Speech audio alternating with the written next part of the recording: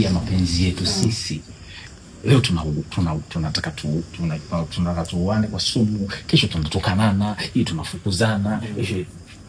And action. Ni lazima wapigane.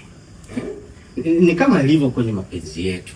Leo umenifukuza, umeniwekea sumu, umenitukana. Hayo yote ni mapenzi Violet. Sio nielewa mama. Lakini pia hata hivyo hapo sio nielewa mama. Afu hata hapo walivyosema sio nielewa ni dalili ya kujitafuta. Dalili ya kufeli. Sawa. Ni lazima wapigane. Hata sumu.